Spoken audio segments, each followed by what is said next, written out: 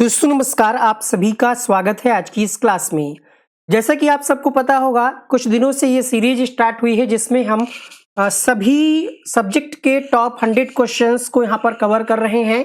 चाहे आप किसी भी एग्जाम की तैयारी कर रहे हो, चाहे वो टीचिंग एग्जाम हो या फिर अदर वनडे एग्जाम हो, ठीक है, यूपी पुलिस हो, लेखपाल हो, कोई भी परीक्षा हो, पर्यावरण और जीके जीएस के महत्वपूर्ण क्वेश्चंस हैं यहाँ पर, सिलेक्टेड क्वेश्चंस हैं। और आप इस मॉक टेस्ट को 1 से 100 तक काउंट भी करते चलिएगा कि आपका क्या कुछ स्कोर बन रहा है। इसके लिए आप 1 से 100 तक नंबरिंग कर लीजिए एक सादे पेपर पे, और उसमें आप जो क्वेश्चन गलत कर रहे हैं उसके आगे कट का निशान, गलत का निशान जरूर लगाइए और फिर देखिए कि वो प्रश्न आपका गलत क्यों हुआ। तो आज की इस वीडियो में टॉप 100 क्वेश्चंस आपको पर्यावरण के मिलने वाले हैं। इसी क्रम में पहला प्रश्न आपकी स्क्रीन पर आ चुका है। ये वीडियो रिकॉर्डेड फॉर्म में आपको मिल रहा है। उम्मीद करते हैं आपको बेहतरीन क्वालिटी के क्वेश्चंस यहां पर हम कराने वाले हैं। पहला प्रश्न है, भूमध्य सागर का प्रकाश स्तंभ किस ज्वालामुखी को कहा जाता है? विकल्प में है स्ट्राम्बोली, किलिमंजारो, चिम्बराजो या फिर पोपा। भूमध्य सागर का प्रकाश स्तंभ किसको कहा जाता है? हर क्वेश्चन के लिए आपको 10 से 15 सेकेंड का समय मिलेगा और फिर आपको अपना आंसर कमेंट बॉक्स में लिखना होगा। बात करें यहाँ पर क्वेश्चन नंबर 1 की, तो यहाँ पर उत्तर हो जाएगा स्ट्राम्बोली। ठीक है, स्ट्राम्बोली को क्या कहा जाता है? भूमध्य सागर का प्रकाश स्तंभ कहा जाता है। ये एक प्रकार का ज्वालामुखी है और आपसे प्रश्न बनता है कि स्ट्राम्बोली ज्वालामुखी ये किस देश में है? तो ध्यान रखिएगा, ये इटली देश में स्थित है। किस सागर में स्थित है ये? तो टायरियन सागर में स्थित है। ठीक है, किस टायरियन सागर में स्थित है। पिछले 2000 सालों से इसमें लगातार लावा का फव्वारा निकल रहा है और इतने सारे गैस के बादल ये छोड़ता है कि इसे भूमध्य सागर का प्रकाश स्तंभ कहा जाता है, क्योंकि काफी सारी गैस के बादल ये इस ज्वालामुखी के द्वारा छोड़ता है, ये इसीलिए इसको कहा जाता है प्रकाश स्तंभ, भूमध्य सागर का प्रकाश स्तंभ। और ये एक सक्रिय ज्वालामुखी है। ठीक है, कैसा ज्वालामुखी है? सक्रिय ज्वालामुखी है। बात करें अगर हम किलिमंजारो की, तो प्रश्न आपसे बन सकता है कि किलिमंजारो ज्वालामुखी कहां से संबंधित है, ये कहां स्थित है? तो ध्यान रखिएगा, ये तंजानिया में है। ये तंजानिया में है। तंजानिया एक देश है जो कि पूर्वी अफ्रीका में है और ये अफ्रीका का सबसे ऊंचा पर्वत भी है। ये ज्वालामुखी पर्वत किलिमंजारो राष्ट्रीय उद्यान में स्थित है। किलिमंजारो एक राष्ट्रीय उद्यान भी है और ये तंजानिया की सीमा से केन्या तक फैला हुआ है। ये भूमध्य रेखा के आसपास ही है और ये पर्वत किलिमंजारो जो है ये ज्वालामुखी पहाड़ी जंगल से घिरा हुआ है। किलिमंजारो ज्वालामुखी विश्व के 7 सबसे ऊंचे पर्वतों में से एक है, लेकिन ये किसी भी पर्वत श्रृंखला का हिस्सा नहीं है। आगे बढ़ेंगे उससे पहले आपको बता दें कि ये जो पर्वत है इस पर 3 ज्वालामुखी शंकु भी हैं, किबो, शिरा और मावेंजी। अगला प्रश्न देखिएगा, प्रश्न संख्या 2 क्या कहता है? ज्वालामुखी पर्वत कोटापैक्सी कहाँ है? China, Bharat, Ecuador, Japan.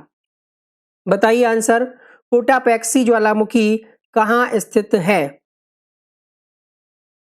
प्रश्न संख्या 2 में आपका सही जवाब हो जाएगा ये इक्वाडोर में है। कहां है? इक्वाडोर में स्थित है ये। इस प्रश्न के लिए आपका ऑप्शन नंबर सी सही हो जाएगा। दुनिया का सबसे ऊंचा ज्वालामुखी पर्वत कोटापैक्सी ये इक्वाडोर में है। और पर्वत की अगर बात करें तो ये किस पर्वत से संबंधित है? तो ये एंडीज पर्वत में है। कोटापैक्सी इक्वाडोर का दूसरा सबसे ऊंचा शिखर है। अगर हम इसकी ऊंचाई की बात करें तो 5897 मीटर इसकी ऊंचाई है। यह भी एक सक्रिय प्रकार का ज्वालामुखी है। कोटापैक्सी जो है सक्रिय, और इससे लगभग 87 से अधिक बार विस्फोट भी हो चुके हैं। लास्ट जो आपका हुआ था 2015-16 में विस्फोट हुआ था। इसके बाद 21 अक्टूबर 2022 को कोटापैक्सी में विस्फोट हुआ, जिससे क्या हुआ, आसपास कई घाटियां बन गई हैं। कोटापैक्सी के विस्फोट के कारण क्या हुआ, ज्वालामुखी के चारों ओर कीचड़ के बहाव या लाहर जिनको हम कहते हैं बन गए हैं। फ्यूजियामा प्रक्षुब्ध ज्वालामुखी कहाँ है? फ्यूजियामा कहाँ है ये आपको बताना है इस प्रश्न में। जापान, अमेरिका, चीन या भारत। रिकॉर्डेड क्लास में कई बार आप लोग शिकायत करते हैं कि बहुत स्पीड तेज है, तो हम आराम से आपको पर्याप्त समय दे रहे हैं। फ्यूजियामा प्रक्षुब्ध ज्वालामुखी है ये, और ये कहाँ स्थित है? तो ये जापान के होन्शु द्वीप पर स्थित है। प्रश्न बनता है कि किस द्वीप पर स्थित है? होन्शु द्वीप पर स्थित है, और ये जापान का सबसे ऊंचा पर्वत है। इसको हम अन्य नाम से भी जानते हैं, इसको हम फूजियामा भी कहते हैं, फूजियामा भी कहते हैं, फूजी सन भी इसको कहते हैं। और ये प्रशांत महासागर के किनारे स्थित है। कहाँ स्थित है? प्रशांत महासागर के किनारे स्थित है। इसका आखिरी विस्फोट हुआ था 1707 में। ये जापान की एक तरीके से पहचान है, जापानी संस्कृति में बहुत अहम जगह रखता है। इसको फूजी शान भी कहा जाता है, फूजी सन या फूजी शान भी कहा जाता है। और ये जापान का सबसे लोकप्रिय पर्यटन स्थल भी है, लोग यहाँ पर घूमने भी जाते हैं। परिस्थितियों के हिसाब से इसके आसपास का जो एरिया है, लोग इसको घूमने भी जाते हैं। अगला प्रश्न देखिएगा, पृथ्वी के नीचे जाने पर 32 मीटर की गहराई पर कितना तापमान बढ़ता है? ध्यान से पढ़िए क्वेश्चन को। पृथ्वी के नीचे जाने पर प्रति 32 मीटर की गहराई पर कितना तापमान बढ़ता है? 2 डिग्री, 3, 4 या फिर 1? सही जवाब होगा प्रश्न संख्या 4 के लिए 1 डिग्री सेल्सियस बढ़ता है। हालांकि गहराई बढ़ने के साथ साथ तापमान बढ़ने की दर भी कम होती जाती है। ये एक एग्जैक्ट डेटा है, इसको आपको याद ही करना है। अगले 100 किलोमीटर में तापमान की बढ़ोतरी 12 डिग्री सेल्सियस प्रति किलोमीटर की दर से होती है। और अगर हम बात करें 300 किलोमीटर, तो ये दर जो है 20 डिग्री सेल्सियस प्रति किलोमीटर हो जाती है। तो शुरुआत में आपको कितना आपसे पूछा जा रहा है? 32 मीटर की गहराई पर 1 डिग्री, यदि यानी जितना आप गहराई जाएंगे उस हिसाब से तापमान जो है बढ़ता रहेगा। आगे बढ़ेंगे प्रश्न संख्या 5 के लिए। सिपकिल्ला दर्रा कहाँ है? हिमाचल प्रदेश, सिक्किम, उत्तराखंड, उत्तर प्रदेश। सिपकिल्ला दर्रा जो है ये कहाँ स्थित है? तो ये हिमाचल प्रदेश में स्थित है। जिले की बात करें तो हिमाचल प्रदेश में एक जिला है किन्नौर जिला, वहां पर स्थित है सिपकिल्ला दर्रा। ये हिमालय में स्थित है। और अगर हम बात करें इसका बॉर्डर, तो भारत और तिब्बत सीमा पर है, भारत और तिब्बत सीमा पर स्थित है। इसके अलावा ये दर्रा सिक्किम का जो आपका नाथुला दर्रा है और उत्तराखंड का जो आपका लिपुलेख दर्रा है, उसके साथ तिब्बत के साथ व्यापार के लिए भारत का तीसरा सीमा स्थान है। और इसी दर्रे से होकर के सतलुज नदी जो है ये भारत में प्रवेश करती है। तो प्रश्न बन सकता है, सतलुज नदी जो है किस दर्रे से होकर के भारत में प्रवेश करती है? सिपकिला दर्रा। खास बात यह है कि सर्दियों के दौरान ये दर्रा पूरी तरीके से बर्फ से ढक जाता है। गैर निवासियों के लिए ये नहीं है, वहां के जो लोग हैं वही इसको जो है देख सकते हैं, जा सकते हैं। भारत के किस राज्य की तट रेखा सबसे लंबी है? गुजरात, राजस्थान, महाराष्ट्र, उत्तर प्रदेश।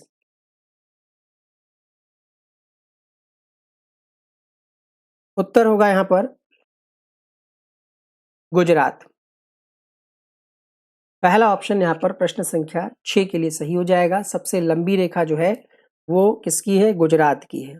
भारत के अंतर्गत जब आपसे पूछे तो यहाँ पर आपका उत्तर हो जाएगा गुजरात। कितनी है लंबाई?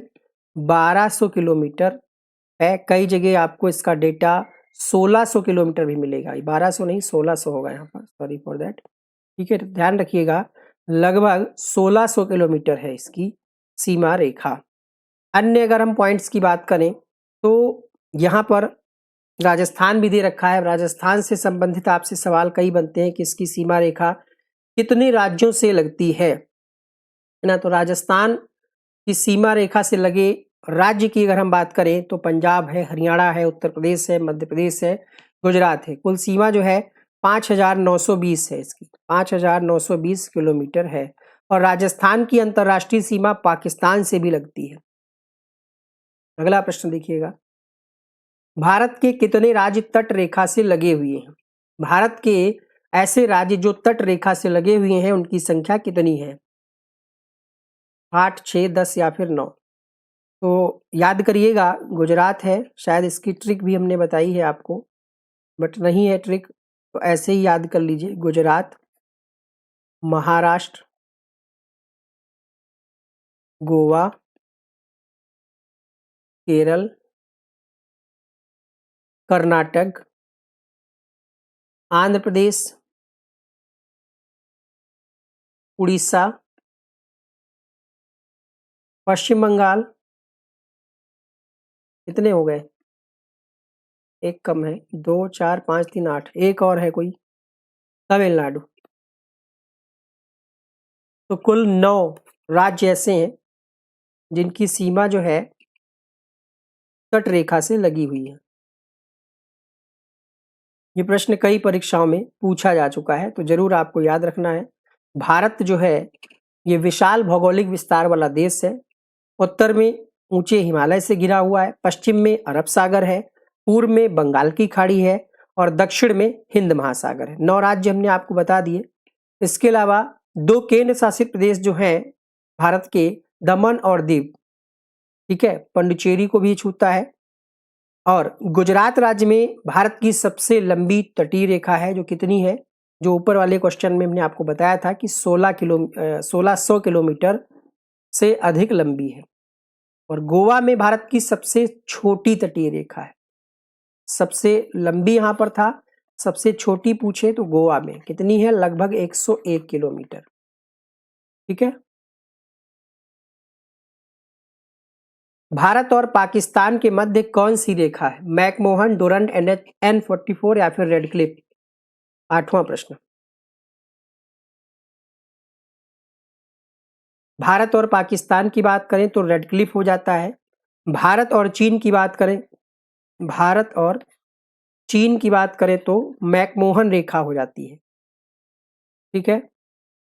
ये रेखा जो है चीन वाली मैकमोहन रेखा, ये लद्दाख से होकर के गुजरती है और इसकी लंबाई की अगर हम बात करें तो 890 किलोमीटर इसकी लंबाई है। और ये रेखा 1914 में सिमला समझौता जो हुआ था उसके बाद तय की गई थी। बात करें अगर हम रेड क्लिफ रेखा की, रेड क्लिफ रेखा जैसा कि आप समझे यहाँ पर, ये भारत और पाकिस्तान, अगर हम बात करें इसकी लंबाई की तो 3323 किलोमीटर इसकी लंबाई है। रेड क्लिफ रेखा को भारत विभाजन के बाद 17 अगस्त 1947 को घोषित किया गया था। अच्छा, इसका नाम रेड क्लिफ क्यों पड़ा, कभी सोचा है? एक व्यक्ति थे सर सिरिल रेडक्लिफ, उनके नाम पर इसका नाम रखा गया। और सर सिरिल रेडक्लिफ जो थे उनको सीमा रेखा खींचने के लिए 1 महीने का समय दिया गया था। रेडक्लिफ रेखा के द्वारा ही 1947 में ब्रिटिश भारत को 2 स्वतंत्र देशों में बांटा गया, भारत और पाकिस्तान। रेडक्लिफ रेखा के पश्चिमी हिस्से से भारत पाकिस्तान सीमा बनती है, पूर्वी हिस्से से भारत बांग्लादेश सीमा बनती है। इसके अलावा रेडक्लिफ रेखा जो है पंजाब से गुजरात और सिंध तक चलती है। भारत के कितने राज्यों से कर्क रेखा गुजरती है? क्वेश्चंस कैसे हैं बताइए, कमेंट बॉक्स में लिखिएगा। इस क्लास के बारे में फीडबैक, वीडियो थोड़ा सा बड़ा होने वाला है। भारत के कितने राज्यों से कर्क रेखा गुजरती है? तो 8 ऐसे राज्य हैं जिनसे कर्क रेखा गुजरती है। इसकी ट्रिक है मित्र पर गमछा झार। मी से मिजोरम, त्रा से त्रिपुरा, पश्चिम बंगाल, राजस्थान, गुजरात, मध्य प्रदेश, छत्तीसगढ़ और झारखंड। कर्क रेखा 8 राज्यों से होकर के गुजरती है। कर्क रेखा भूमध्य रेखा के उत्तर में एक काल्पनिक रेखा है। ठीक है। और कर्क रेखा पर दोपहर के समय सूर्य लंबवत होता है। 21 जून को सूर्य कर्क रेखा के ठीक ऊपर होता है और इस दिन साल का सबसे लंबा दिन और रात सबसे छोटी मानी जाती है। क्वेश्चन नंबर 9, समुद्र की गहराई किससे मापी जाती है? Barograph, callipers, fathometer, ग्रेविमीटर।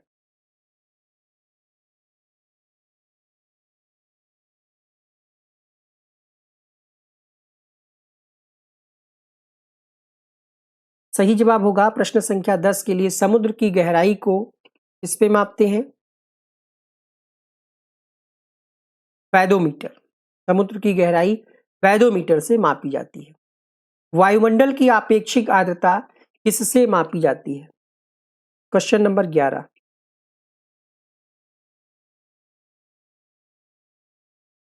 हाइग्रोमीटर। यहां पर कंफ्यूज मत होइएगा, आपेक्षिक आर्द्रता की अगर हम बात करें तो हाइग्रोमीटर हो जाएगा।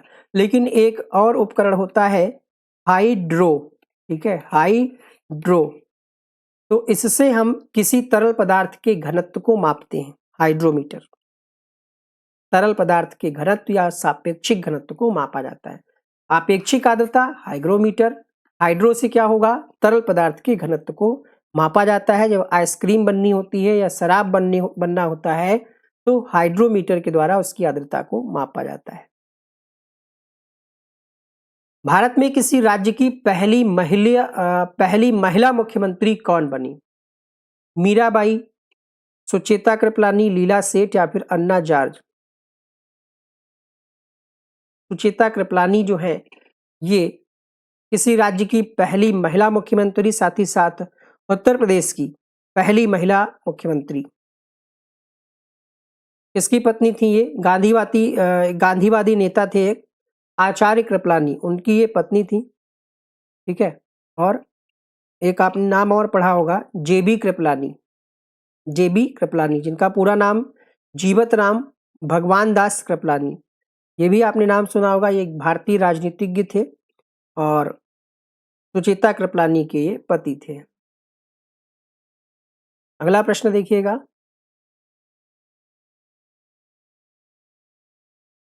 मिस वर्ल्ड बनने वाली भारत की पहली प्रथम महिला कौन है?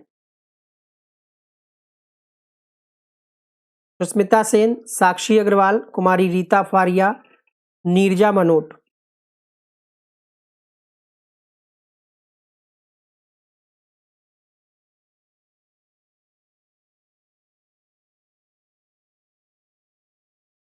क्वेश्चन नंबर 13 में उत्तर हो जाएगा कुमारी रीता फारिया मिस वर्ल्ड बनने वाली भारत की प्रथम महिला। नाम क्या है याद रखिएगा, रीता फारिया। रीता फारिया जो है ये कहाँ से संबंधित है, कहाँ की थी, किस राज्य से संबंधित थी रीता फारिया, या किस देश से संबंधित थी रीता फारिया, किस देश से संबंधित थी बताइएगा। फटाफट से सभी लोग कमेंट करिए, जो भी लोग लाइव या रिकॉर्डेड देख रहे हैं। भारतीय और एशियाई मूल की महिला है और इन्होंने चिकित्सा शास्त्र में विशेषज्ञता हासिल की थी। मुंबई में इनका जन्म हुआ था। अगला प्रश्न देखिएगा, और अभी ये 81 वर्ष की हैं लगभग। भारत रत्न से सम्मानित भारत की प्रथम महिला कौन? सुष्मिता सेन, नीरजा भनोट, प्रियंका गांधी, इंदिरा गांधी? क्वेश्चन नंबर 14, भारत रत्न से सम्मानित भारत की प्रथम महिला इंदिरा गांधी। इंदिरा गांधी भारत रत्न पाने वाली प्रथम भारतीय महिला थी। कब मिला इनको ये सम्मान? तो 1971 में मिला। इनको भारत की लौह महिला के नाम से भी जाना जाता था। इसके अलावा भारत की पहली महिला प्रधानमंत्री भी यही थी। इसके अलावा मदर टेरेसा को भी मिला है। भारत रत्न पुरस्कार अरुणा आसफ अली को मिला है, लता मंगेशकर को मिला है। भारत रत्न है क्या? तो भारत का सर्वोच्च नागरिक सम्मान है। इसकी शुरुआत 1954 में हुई थी। 2019 में भूपेन हजारिका, प्रणब मुखर्जी और देशमुख को भारत रत्न से सम्मानित किया गया। इसके अलावा पुरुषों में सी राजगोपालाचारी, डॉक्टर सर्वपल्ली राधाकृष्णन, सीवी रमन, ये भारत रत्न पाने की जगह बार बार पहने निकल रहा है, पता नहीं क्यों। इसमें एक सर्टिफिकेट वो मिलता है ना भारत रत्न में, तभी निकल रहा है बार बार पहनने वाला। चलिए, सॉरी फॉर दैट। आगे बढ़ेंगे अगले प्रश्न के लिए। क्वेश्चन नंबर 15, पीपल का पत्ता होता है, उस पर लिखा होता है भारत रत्न। क्वेश्चन नंबर 15 की बात करें, ज्ञानपीठ पुरस्कार प्राप्त करने वाली प्रथम भारतीय महिला? आशापूर्ण देवी, महादेवी वर्मा, पुनीत अरोड़ा, चमन देवी? सही जवाब होगा यहाँ पर आशापूर्ण देवी। कब मिला इनको? 1976 में मिला। किसके लिए मिला? प्रथम प्रतिश्रुति के लिए मिला, और ये उपन्यास था 1964 में ये प्रकाशित हुआ, और 1976 में इनको ज्ञानपीठ पुरस्कार मिला। कौन देता है ये पुरस्कार? तो भारतीय ज्ञानपीठ के द्वारा दिया जाता है। इसकी स्थापना एक उद्योगपति थे, साहू शांति प्रसाद जैन, उनके द्वारा 1944 में इस पुरस्कार की स्थापना की गई थी। 11 लाख रुपए, एक सर्टिफिकेट और वाग्देवी की एक कांस्य प्रतिकृति कह सकते हैं, दी जाती है। बंगाली भाषा में उनके साहित्यिक कार्यों के लिए दिया गया था।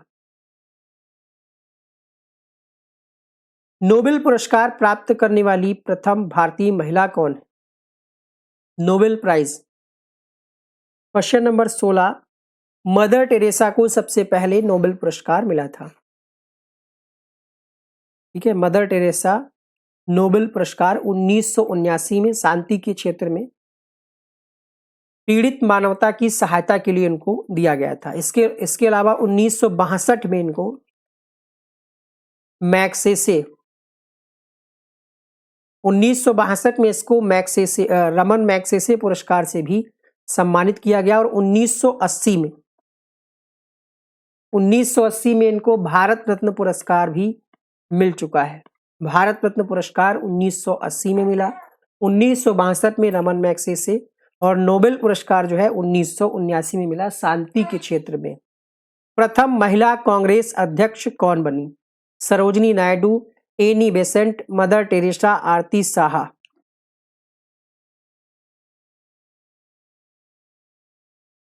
प्रथम महिला कांग्रेस अध्यक्ष का नाम आपको बताना है। यहां पर भारतीय नहीं पूछ रहा है, इसलिए आपका आंसर क्या जाएगा? Annie Besant.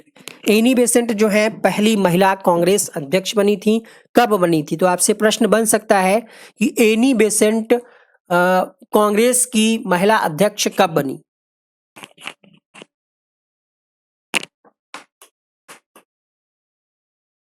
ध्यान रखिएगा 1917 में अध्यक्षा बनी ये कांग्रेस की तरफ से, मतलब कांग्रेस की ही। और एनी बेसेंट के अलावा जब आपसे प्रश्न पूछता है कि पहली भारतीय महिला, तब आप कहते हैं सरोजनी नायडू। तो दोनों क्वेश्चन के अंतर को समझिएगा, जल्दबाजी में कई बार ये आंसर गलत हो जाता है। अगला प्रश्न देखिएगा,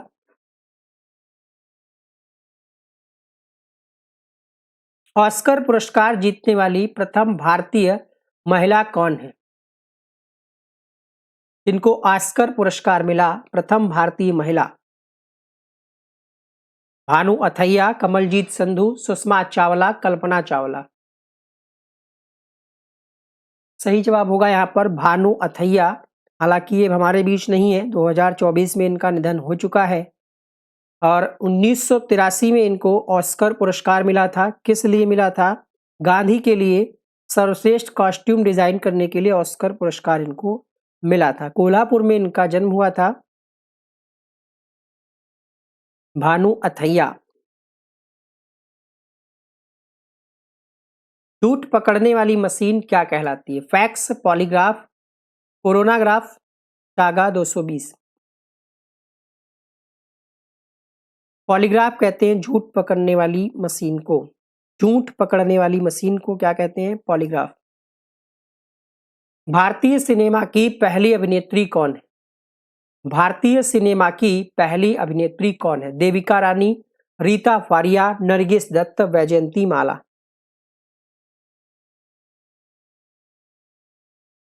प्रश्न संख्या 20 में आंसर हो जाएगा देविका रानी। देविका रानी। 1930 में बॉलीवुड का जब जन्म हुआ तो देविका सबसे लोकप्रिय नामों में से एक थी।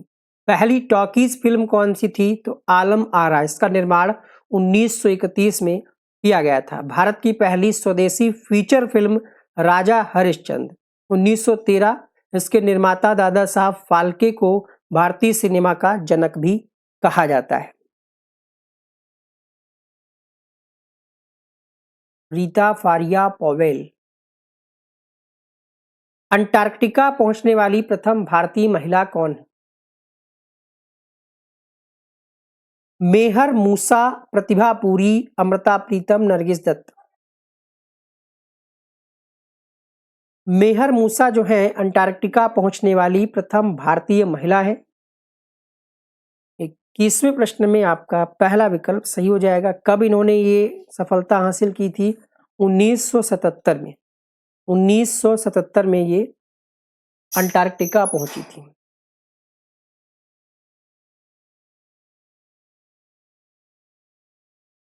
सुप्रीम कोर्ट की प्रथम महिला न्यायाधीश कौन है? लीला सेठ, रीता फारिया, मीरा साहब फातिमा बीबी अन्ना चांडी।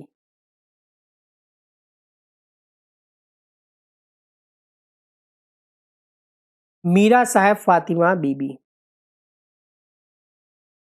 मीरा साहब फातिमा बीबी सुप्रीम कोर्ट की प्रथम महिला न्यायाधीश।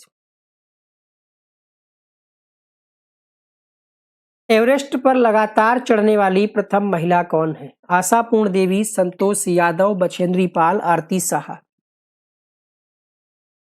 प्रश्न संख्या 23। एवरेस्ट को समझिएगा, कई बार इसमें लोग बछेंद्री पाल के साथ जाते हैं, इसलिए ध्यान रखिएगा। एवरेस्ट पर लगातार चढ़ने वाली प्रथम महिला संतोष यादव। संतोष यादव।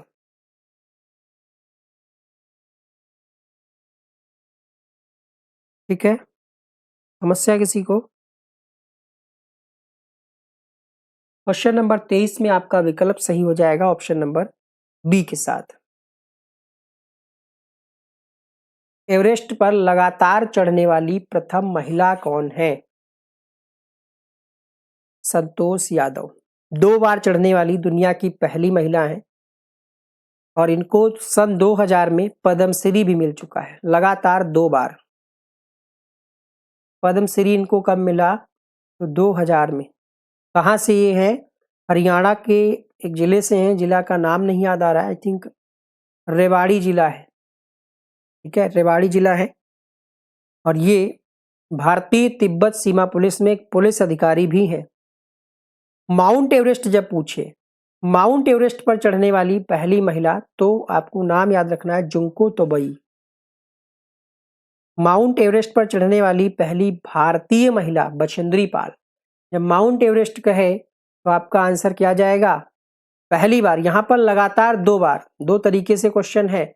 एक है माउंट एवरेस्ट पर लगातार 2 बार चढ़ने वाली, एक है माउंट एवरेस्ट पर चढ़ने वाली पहली भारतीय महिला। तो ध्यान रखिएगा, एक बार हम फिर से कंफ्यूजन आपका दूर कर दें। यहां पर आप लिख लीजिएगा, देखिए लगातार 2 बार माउंट एवरेस्ट पर कौन गया? तो संतोष यादव महिला है ये भी आप ध्यान रखिएगा। प्रथम भारतीय महिला, प्रथम भारतीय महिला बछेंद्री पाल। बछेंद्री पाल। एक और प्रश्न बनता है, जब भारतीय ना लगा हो तो आपसे प्रश्न बनेगा माउंट एवरेस्ट पर चढ़ने वाली पहली महिला, पहली महिला, तो आपका आंसर क्या जाएगा? जुंको तोबई। जुंको तोबई। तो ये कंफ्यूजन नहीं होना चाहिए। मिस यूनिवर्स बनने वाली प्रथम भारतीय महिला कौन है? Question number 24। Sushmita Sen, Kalpana Chawla, Aishwarya Rai, Lara Dutta. 1994 में सुष्मिता सेन ने यह खिताब जीता। ये पहली भारतीय महिला है जिन्होंने मिस यूनिवर्स का खिताब जीता है और 1994 में ही इन्होंने फेमिना मिस इंडिया का भी खिताब जीता है। लारा दत्ता की अगर हम बात करें तो 2000 में ये मिस यूनिवर्स चुनी गई। सन 2000 में, सन 2000 में मिस यूनिवर्स ये चुनी गई और 2021 में मिस यूनिवर्स का खिताब जीता था हरनाज संधू ने। उच्च न्यायालय की प्रथम महिला मुख्य जज भारतीय हो? लीला सेठ, फातिमा बीबी, आरती साहा, पी बंदोपाध्याय। 2 ऑप्शन में लोग गड़बड़ कर देते हैं। क्वेश्चन नंबर 25 आंसर कीजिएगा।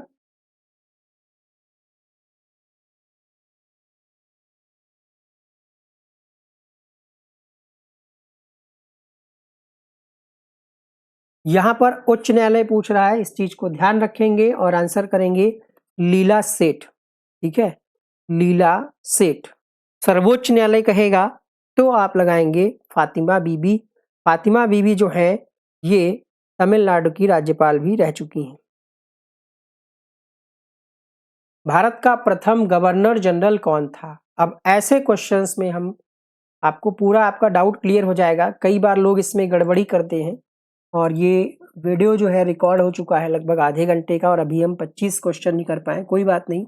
देखिए इस टाइप के क्वेश्चंस में आपको अक्सर कंफ्यूजन होती है कि भारत का प्रथम गवर्नर जनरल कौन था, भारत का अंतिम गवर्नर जनरल और प्रथम वायसराय कौन था, भारत का अंतिम वायसराय कौन था, स्वतंत्र भारत का प्रथम गवर्नर जनरल कौन था, स्वतंत्र भारत का प्रथम भारतीय गवर्नर जनरल कौन था। तो लगभग 10 प्रश्न इस टाइप से पूछे जा सकते हैं, इसलिए इस स्लाइड को आप कहीं नोट करिए और याद करिए।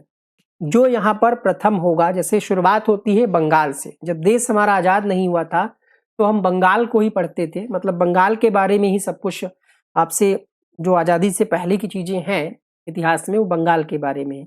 तो बंगाल का जब प्रथम गवर्नर पूछे तो क्या होगा, रॉबर्ट क्लाइव। गवर्नर के बाद पद आया गवर्नर जनरल, ऐड कर दिया गया उसी में, ठीक है। गवर्नर वाला पद जो है खत्म हुआ और इसी का नाम अपडेट कर दिया गया, क्या कहा गया, गवर्नर जनरल। अब गवर्नर जनरल कौन बना, वॉरेन हेस्टिंग्स।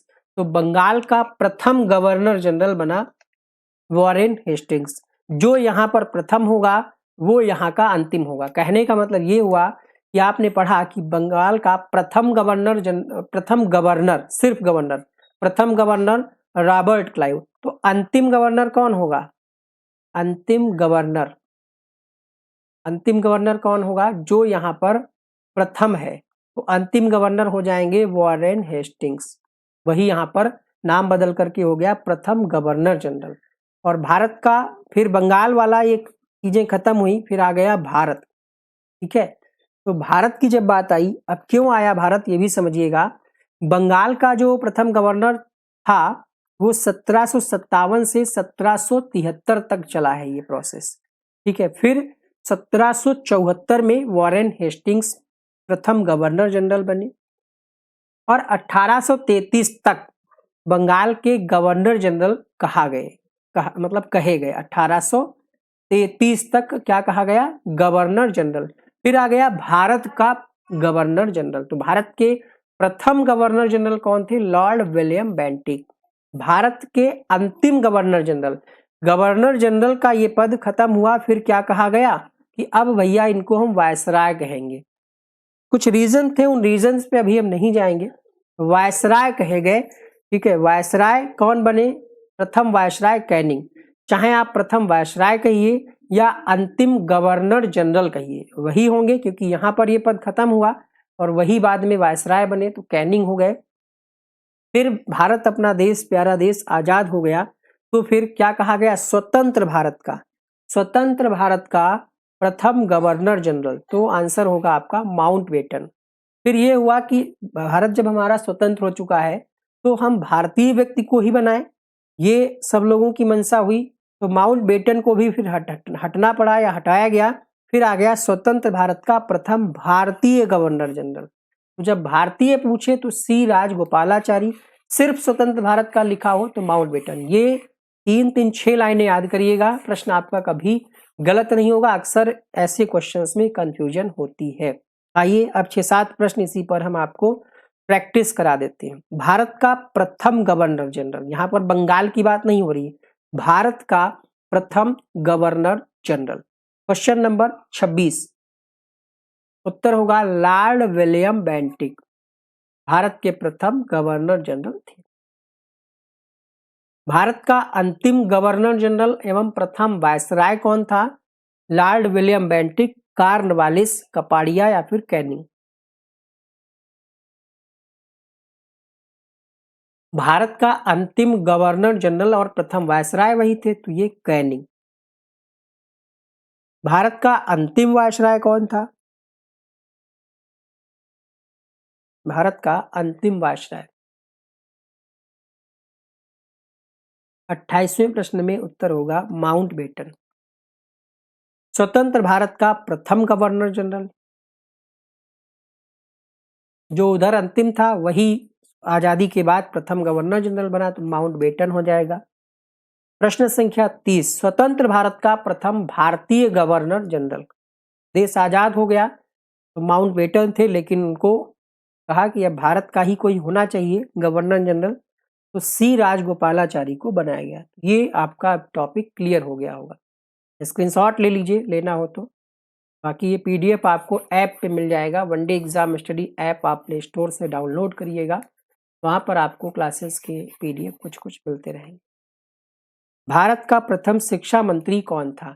सरदार वल्लभ भाई पटेल, जनरल करियप्पा, अबुल कलाम आजाद, सुकुमार सेन।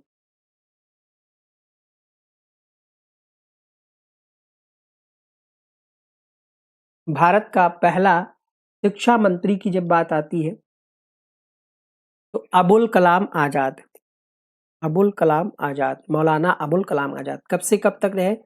1947 से 1958 तक रहे शिक्षा मंत्री। अच्छा, श्रम मंत्री कौन थे? भारत के श्रम मंत्री कौन थे? पहले श्रम मंत्री तो आपसे प्रश्न बनता है, जगजीवन राम आप कहते हैं। भारत का प्रथम पुरुष मुख्य न्यायाधीश? डॉक्टर नागेंद्र सिंह, सुकुमार सेन, एम राजेंद्र सिंह, हीरालाल जे कानिया। 32।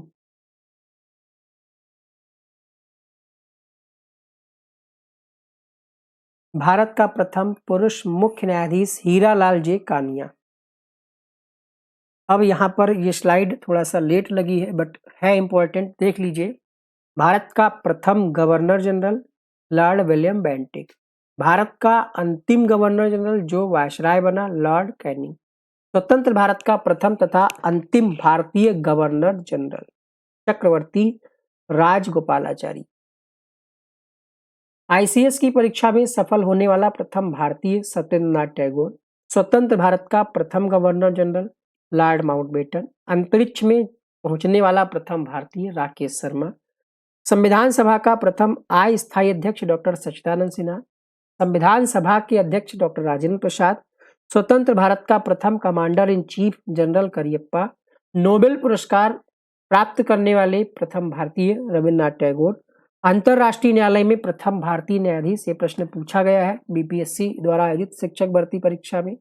भारत रत्न पुरस्कार प्राप्त करने वाला प्रथम भारतीय भी पूछा गया है, डॉक्टर सर्वपल्ली राधाकृष्णन। भारत का पहला field marshal general Manik Shah. English channel, ये क्वेश्चन अभी हम कराएंगे और आगे। स्वतंत्र भारत के प्रथम लोकसभा अध्यक्ष का नाम क्या है? सुकुमार सेन, राजेंद्र प्रसाद, जीबी मावलंकर या फिर कपाड़िया। क्वेश्चन नंबर 33 में आपका सही जवाब होगा जीबी मावलंकर जो है प्रथम लोकसभा अध्यक्ष थे स्वतंत्र भारत के। अच्छा, सुकुमार सेन कौन थे? सुकुमार सेन ये प्रथम चुनाव आयुक्त थे। ये भी आपसे प्रश्न बनता है। अगला प्रश्न देखिएगा, कपाड़िया के बारे में हमने आपको बताया। नोबेल पुरस्कार प्राप्त करने वाले प्रथम भारतीय कौन थे? Question number 34। Rabindranath Tagore, JRD. Tata, James ए की या फिर मिहिर सेन।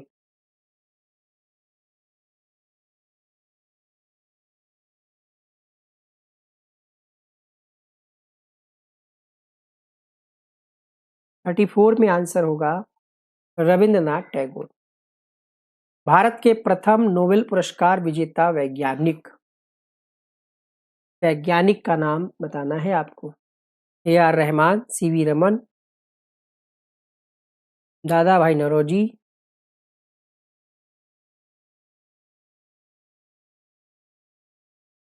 उत्तर होगा 35 के लिए यहाँ पर CV. Raman.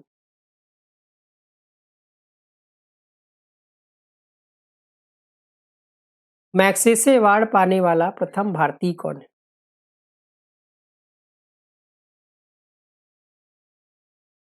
Saifuddin Kitchlu, Vinoba Bhave, Mihir Sen, Hawkins. Magsaysay award पाने वाला प्रथम भारतीय कौन है? Question number 36। विनोबा भावे यहाँ पर आपका आंसर हो जाएगा। इंग्लिश चैनल को पार करने वाला प्रथम भारतीय कौन था? मिहिर सेन, नैरोजी या फिर काहियान या Vaidyanath. Question number 37। English Channel को पार करने वाला पहला भारतीय मिहिर सेन यहाँ पर सही जवाब हो जाएगा। भारत रत्न पुरस्कार प्राप्त करने वाला प्रथम भारतीय डॉक्टर राजेंद्र प्रसाद, दादा भाई नौरोजी, डॉक्टर सर्वपल्ली राधाकृष्णन या फिर राकेश शर्मा। भारत रत्न पुरस्कार प्राप्त करने वाला प्रथम भारतीय, क्वेश्चन नंबर 38 में आंसर हो जाएगा डॉक्टर सर्वपल्ली राधाकृष्णन। 1954 में प्रथम बार भारत रत्न पुरस्कार सी राजगोपालाचारी, सर्वपल्ली राधाकृष्णन, सीवी रमन को दिया गया था। 39वां प्रश्न देखिएगा।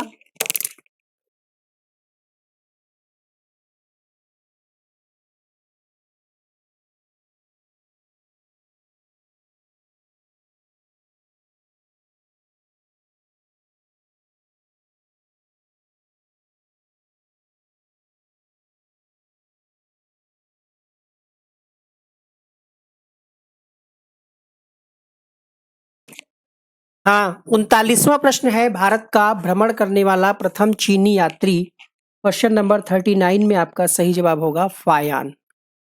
ऑप्शन नंबर सी के साथ जाएंगे। प्रथम भारतीय पायलट कौन था? 20 मिनट लगेंगे। प्रथम भारतीय पायलट कौन था? JRD टाटा, हसरत मोहानी, कपाड़िया या फिर अबुल कलाम आजाद? प्रथम भारतीय पायलट JRD टाटा। मुगल दरबार में आने वाला प्रथम अंग्रेज कौन था? फायान, हॉकिंस, फिक्की या फिर हजरत मोहानी? मुगल दरबार में आने वाला प्रथम अंग्रेज हॉकिंस, विलियम हॉकिंस। 1608 में ये मुगल सम्राट जहांगीर के दरबार पहुंचे थे और विलियम हॉकिंस जो है अंग्रेजी ईस्ट इंडिया कंपनी के प्रतिनिधि थे। ये एक अंग्रेज नाविक और इनके जहांगीर के साथ अच्छे संबंध थे। जहांगीर इनको प्यार से अंग्रेजी खान कहते थे।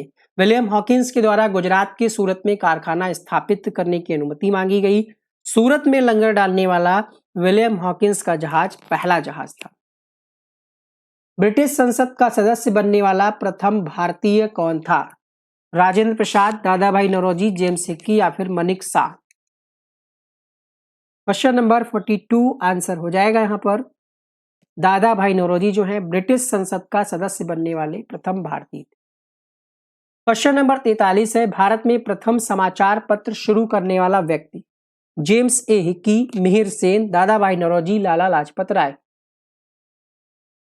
भारत में प्रथम समाचार पत्र शुरू करने वाला व्यक्ति, हिंदी में भी ये प्रश्न पूछा जाता है। जेम्स हिक्की, बंगाल गजट 1780 में इन्होंने शुरू किया था। कलकत्ता से ये प्रकाशित होता था।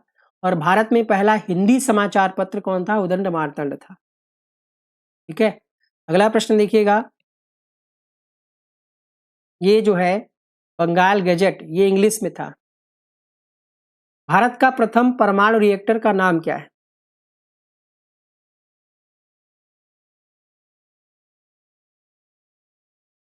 फोर्टी 44 में आपका सही जवाब होगा अप्सरा। भारत का प्रथम परमाणु रिएक्टर का नाम अप्सरा। भारत का प्रथम समाचार पत्र कौन था? दैनिक भास्कर, अमर उजाला, दर्पण या फिर बंगाल गजट?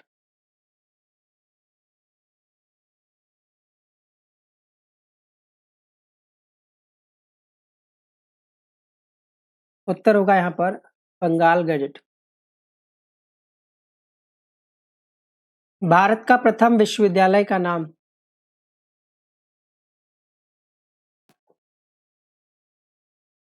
20 मिनट और लगभग लगेगा।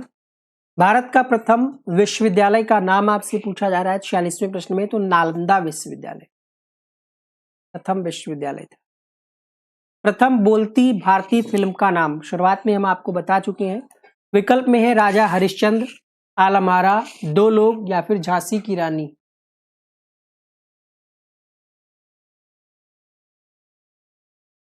प्रथम बोलती film, question number 47 Alam Ara answer हो जाएगा। भारतीय राष्ट्रीय कांग्रेस के प्रथम अध्यक्ष का क्या नाम? व्योमेश चंद्र बनर्जी, बदरुद्दीन तैयबजी, हसरत मोहानी या फिर मिहिर सेन?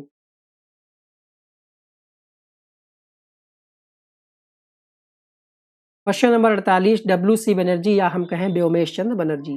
ये भारतीय राष्ट्रीय कांग्रेस के पहले अध्यक्ष थे।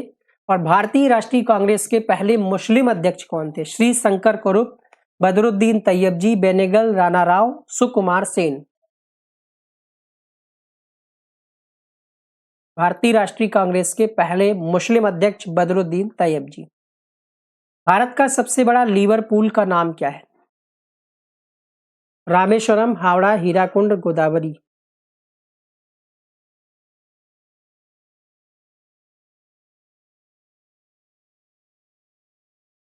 क्वेश्चन नंबर 50 उत्तर हो जाएगा यहाँ पर हावड़ा पुल।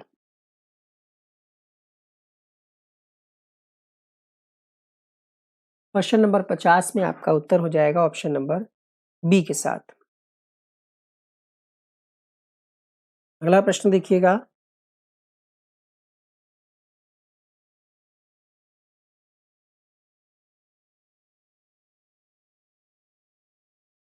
हावड़ा जो है ये कोलकाता में हुगली नदी पर बना हुआ है।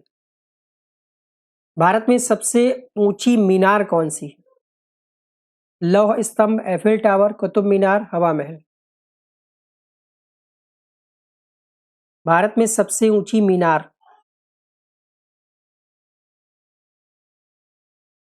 कुतुब मीनार यूनेस्को की विश्व धरोहर स्थल में भी शामिल है। इसका निर्माण कुतुबुद्दीन ऐबक के द्वारा करवाया गया था। इसका निर्माण 1192 ईस्वी में शुरू हुआ था और इसको बनवाने में मदद किसने की? कुतुबुद्दीन ऐबक के दामाद थे इल्तुतमिश। इल्तुतमिश ने भी इसको बनवाने में काफी मदद की थी। भारत का सर्वोच्च सम्मान कौन सा है? भारत रत्न, पद्म भूषण, पद्मश्री, परमवीर चक्र।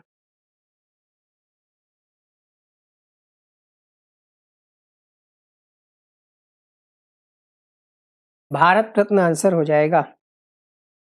भारत का सबसे ऊंचा टीवी टावर कौन सा है? सोनपुरा, माता टीला, केटू, रामेश्वरम।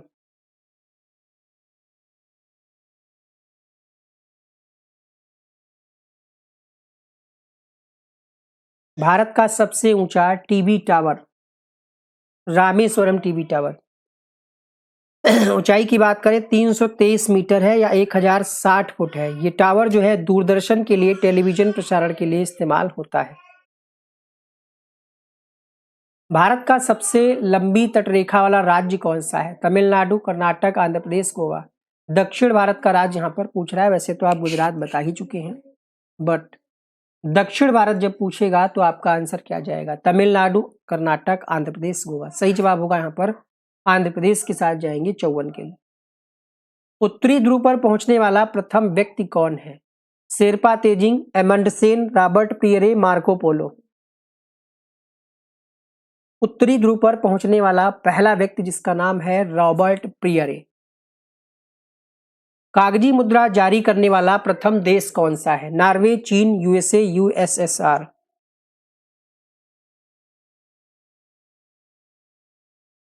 कागजी मुद्रा जारी करने वाला पहला देश जिसका नाम है चीन। सर्वाधिक पशुओं वाला देश कौन सा है?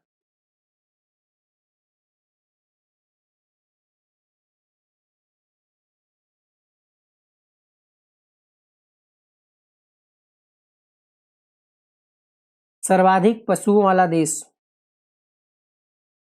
भारत है। एनसीएफ 2000 के अनुसार पर्यावरण अध्ययन को किस कक्षा समूह में स्थान दिया गया है? पहली, दूसरी, तीसरी, पांचवी, छठी, आठवीं, नवीं, 10वीं। तो तीसरी सी, पांचवी, 3, 4, 5 में ईवीएस पढ़ाया जाता है। 1 और 2 में बच्चे गणित और भाषा के माध्यम से पर्यावरण पढ़ते हैं। वायुयान से पहली उड़ान भरने वाला व्यक्ति? Mikel Shane, Uruguay, Marco Polo, right बंधु। वायुयान से पहली उड़ान भरने वाला व्यक्ति राइट बंधु। पहली उड़ान इनके द्वारा भरी गई थी।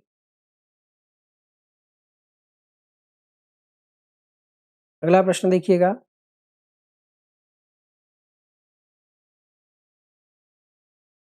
अमेरिका के थे ये। इनको हवाई जहाज का आविष्कारक भी माना जाता है। चंद्रमा पर उतरने वाला प्रथम व्यक्ति का नाम? चंद्रमा पर उतरने वाले प्रथम व्यक्ति का नाम राइट बंधु, Yuri Gagarin, Neil Armstrong, Alexei Leonov. तो नील आर्मस्ट्रांग 1969 में, डेट थी 20 जुलाई और ये चंद्रमा पर उतरे थे अंतरिक्ष यान से। प्रथम नगर जिस पर परमाणु बम गिराया गया। सन्याल सेन, प्रशा, हिरोशिमा, रूस। 6 अगस्त 1945। हिरोशिमा जापान का है। सुबह गिराया गया था लगभग 8:15 बजे। उस बम कोड का नाम लिटिल बॉय रखा गया था।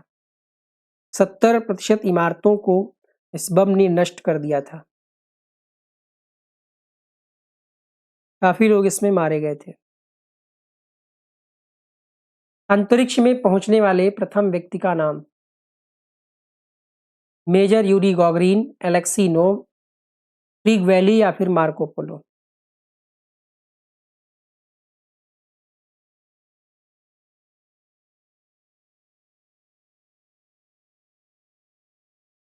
इस प्रश्न के लिए आपका आंसर हो जाएगा Yuri Gagarin, major Yuri Gagarin.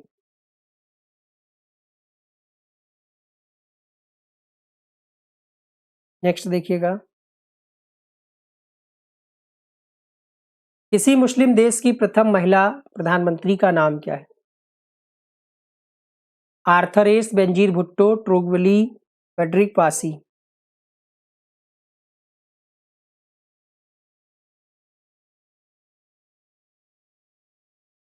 Benazir Bhutto. कहाँ की थी ये? क्या श्रीलंका की थी, पाकिस्तान की थी या ऑस्ट्रेलिया की थी? तो ध्यान रखिएगा, ये बेनजीर भुट्टो ये पाकिस्तान की प्रथम महिला प्रधानमंत्री थी। पाकिस्तान देश ऑलरेडी मुस्लिम देश ऑलरेडी लिखा हुआ है, तो बेनजीर भुट्टो जो कि पाकिस्तान से थी। संयुक्त राष्ट्र महासभा की प्रथम महिला सभापति का नाम क्या है? बेनजीर भुट्टो, लेगोवा डिक, इंदिरा गांधी, विजयलक्ष्मी पंडित। विजय लक्ष्मी पंडित संयुक्त राष्ट्र महासभा की प्रथम महिला सभापति। सबसे छोटी सीमा वाला देश का नाम। इंडोनेशिया, ग्रीनलैंड, जिब्राल्टर या फिर भारत।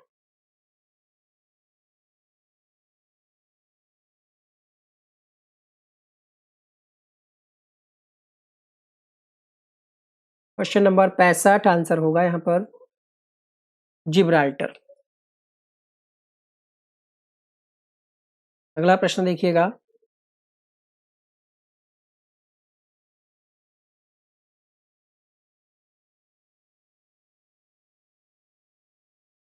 विश्व की सबसे छोटी नदी कौन सी है?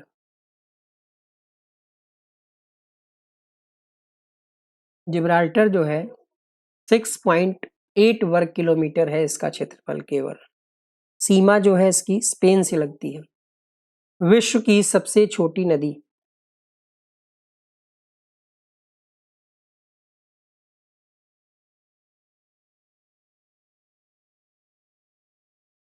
छठवां प्रश्न आंसर हो जाएगा डी नदी। कहाँ है ये? अमेरिका के ओरेगन राज्य में स्थित है। इसकी लंबाई केवल 37 मीटर, सिर्फ 37 मीटर, 121 फीट। प्रशांत महासागर में ये गिरती है और गिनीज वर्ल्ड रिकॉर्ड में भी इसको जो है छोटी नदी के रूप में मान्यता प्राप्त है। विश्व की सबसे लंबी पर्वतमाला कौन सी है?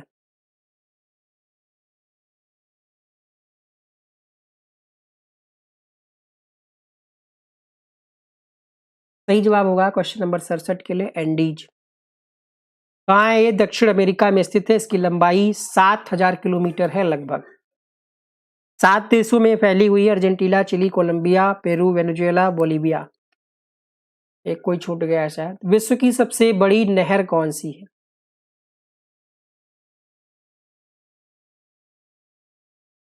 सबसे बड़ी नहर पूछा है, आंसर कीजिएगा।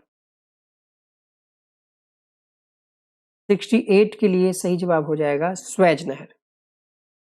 मिस्र में स्थित है। इसकी लंबाई 193 किलोमीटर है। स्वेज नहर जो है भूमध्य सागर और लाल सागर को जोड़ती है। 1869 में इसका निर्माण हुआ था। किसने किया था? फ्रांसीसी इंजीनियर थे, फेर्डिनांड डी लेसेप्स के द्वारा इसका निर्माण किया गया था। विश्व की सबसे ऊंची सड़क कौन सी है? ऊंची पूछ रहा है। भारत के बारे में आपने पढ़ा, अब विश्व के बारे में।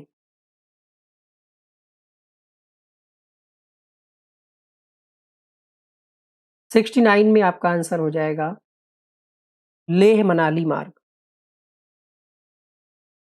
हिमाचल प्रदेश और लद्दाख के बीच है, इसकी ऊंचाई 5350 मीटर है और इस सड़क की लंबाई की बात करें तो 479 किलोमीटर है। जून से अक्टूबर ही ये खुली रहती है और इस पर यात्रा करने के लिए आपको अनुमति लेनी पड़ेगी, ऐसे नहीं कि दंदनाते हुए चले गए।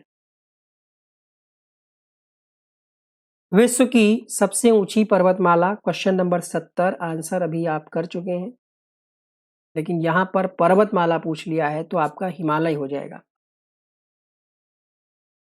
विश्व का सबसे लंबा रेलवे प्लेटफॉर्म, विश्व का सबसे लंबा रेलवे प्लेटफॉर्म,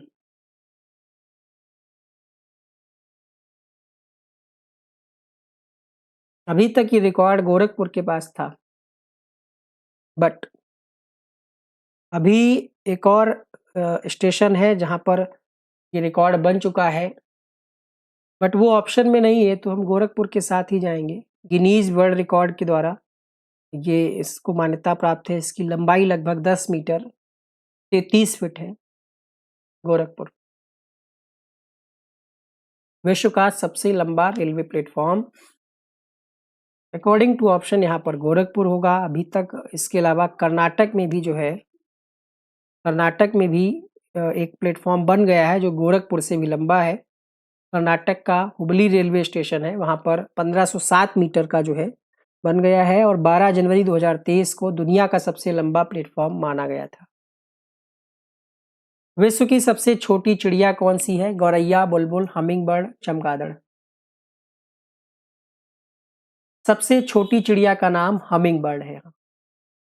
शांति का प्रतीक कौन सा पक्षी है? कबूतर, तोता, गौरैया, कौवा।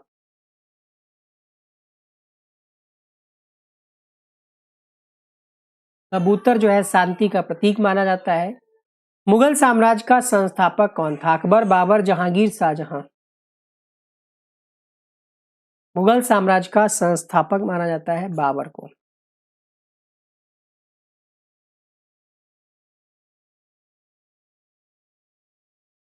सुरक्षा परिषद में स्थायी सदस्यों की संख्या कितनी होती है?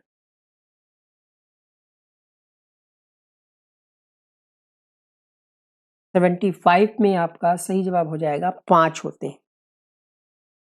कौन कौन से हैं वो? चीन, फ्रांस, रूस, यूनाइटेड किंगडम, संयुक्त राज्य अमेरिका। और इन देशों के पास वीटो शक्ति भी है। ठीक है, ये वीटो का मतलब क्या है? किसी भी प्रस्ताव को रद्द कर सकते हैं।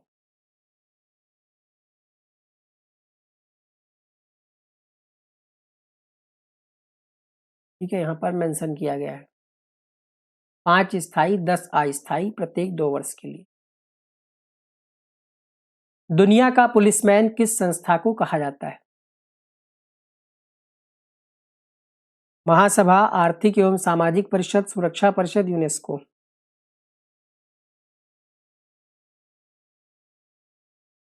सुरक्षा परिषद को दुनिया का पुलिसमैन कहा जाता है। संयुक्त राष्ट्र संघ की स्थापना कब हुई? संयुक्त राष्ट्र संघ की स्थापना 1945 ऑप्शन में है, 44 से 46 से 47 है। 25 अक्टूबर 1945 को स्थापना। 50 देशों के द्वारा संयुक्त राष्ट्र अधिकार पत्र पर हस्ताक्षर किए गए। अंतरराष्ट्रीय न्यायालय का मुख्यालय कहाँ है? न्यूयॉर्क, हेग, पेरिस, रूस। द हेग में है अंतरराष्ट्रीय न्यायालय का मुख्यालय। इसकी स्थापना 1945 में हुई थी संयुक्त राष्ट्र के चार्टर के द्वारा और 1946 में ये काम करना शुरू किया था। ये राज्यों के बीच अगर कोई विवाद है तो उसको ये निपटाने का काम करता है। संयुक्त राष्ट्र खाद्य एवं कृषि संगठन का मुख्यालय कहाँ है? रोम, रूस, पेरिस, न्यूयॉर्क। संयुक्त राष्ट्र खाद्य एवं कृषि संगठन का मुख्यालय ये रोम में है। तो उत्तर होगा यहाँ पर पहला विकल्प, रोम यानी अगर ऑप्शन में रोम ना दिया हो तो आप ध्यान रखेंगे इटली दिया होगा। स्थापना हुई थी 16 अक्टूबर 1945। इसका उद्देश्य क्या है? विश्व में खाद्य सुरक्षा और कृषि विकास को बढ़ावा देना। यूनेस्को की स्थापना कब हुई? प्रश्न संख्या 80। 1945 में 24 अक्टूबर को हुई संयुक्त राष्ट्र संघ यूनेस्को की स्थापना।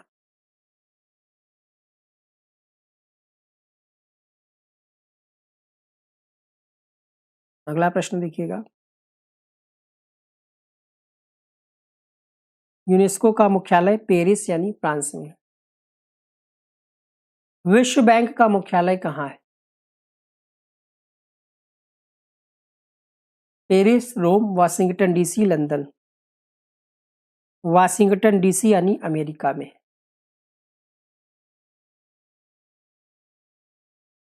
WHO विश्व स्वास्थ्य संगठन का मुख्यालय कहाँ है?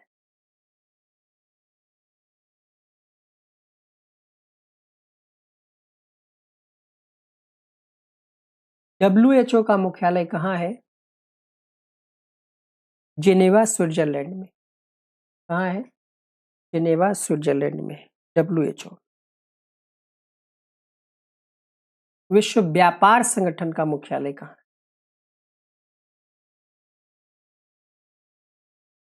विश्व व्यापार संगठन का मुख्यालय जेनेवा में ही है। नाटो का मुख्यालय कहाँ है? अच्छे तरीके से इन क्वेश्चंस को याद कर लीजिए। अगर एक बार में नहीं याद हो रहा है तो वीडियो को दोबारा देख लीजिए, क्योंकि 1 से 2 प्रश्न आपको इस वीडियो से जरूर देखने को मिलेगा। ILO का मुख्यालय कहाँ है? अंतरराष्ट्रीय श्रम संगठन। हो चुका है क्वेश्चन, नहीं हुआ है। नाटो।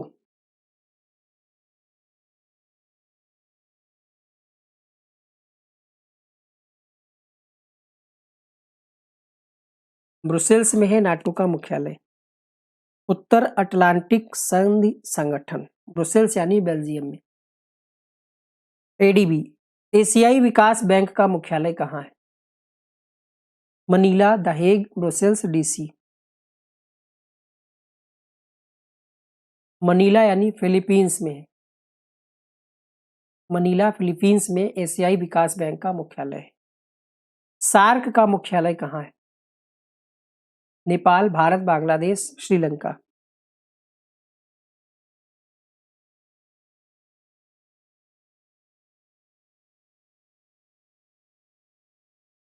सार्क।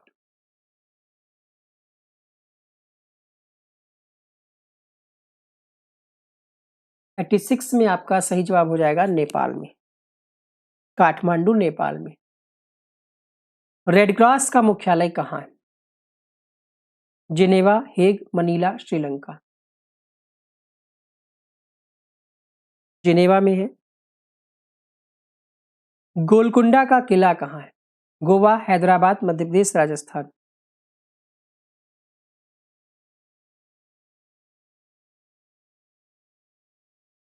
हैदराबाद में है गोलकुंडा का किला, आपने सीटेट में पढ़ा भी होगा। हिलती मीनारें कहाँ है? अजमेर, बूंदी, अहमदाबाद, दिल्ली।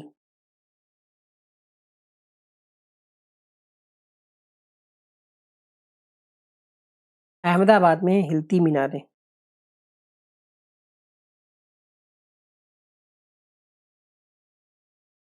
क्वेश्चन नंबर 90 देखिएगा। 2.5 दिन का झोपड़ा कहाँ है? अजमेर, मुंबई, केरल, गोवा। अजमेर में है 2.5 दिन का झोपड़ा। हवा महल कहाँ है? जोधपुर, भरतपुर, जयपुर, बूंदी। राजस्थान तो सब जानते हैं। हवा महल जो है ये जयपुर में।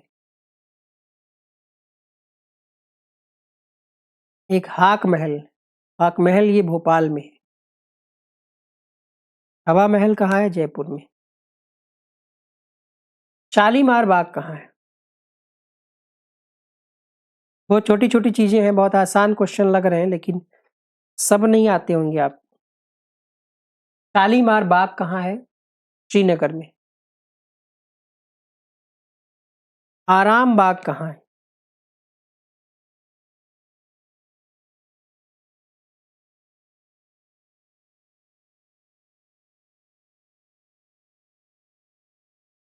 आगरा में है आराम बाग।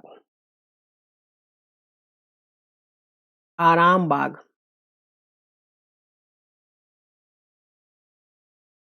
अगला प्रश्न देखिएगा। और एक आराम बाग जो है ये कोलकाता में भी है। यहाँ पर ऑप्शन कोलकाता नहीं दिया है, आगरा है तो आप आगरा लगाइएगा। एक आराम बाग उत्तर प्रदेश में भी है, एक कोलकाता में भी है। जो आगरा में है उसका निर्माण जो है मुगल बादशाह बाबर के द्वारा कराया गया था। शेरशाह का मकबरा कहाँ है? Question number 94। बस 6 प्रश्न और है, क्लास थोड़ा सा बड़ी हो गई है ये। शेरशाह का मकबरा बिहार में है। कोणार्क मंदिर कहाँ है? उज्जैन, बिहार, केरल, पुरी। कोणार्क मंदिर पुरी उड़ीसा में है। निशांत बाग कहाँ है? निशांत बाग कहाँ है? क्वेश्चन नंबर 96 में आंसर हो जाएगा श्रीनगर में। जम्मू कश्मीर श्रीनगर में है, उद्यान है ये। दिलवाड़ा जैन मंदिर कहाँ है? दिलवाड़ा जैन मंदिर राजस्थान में है। लाल बाग कहाँ है? माउंट आबू में है ना दिलवाड़ा जैन मंदिर। बेंगलोर में है लाल बाग। मोती मस्जिद कहाँ है? आगरा मध्य प्रदेश, बेंगलोर केरल। आगरा में है मोती मस्जिद। विक्टोरिया मेमोरियल कहाँ है? Question number 100।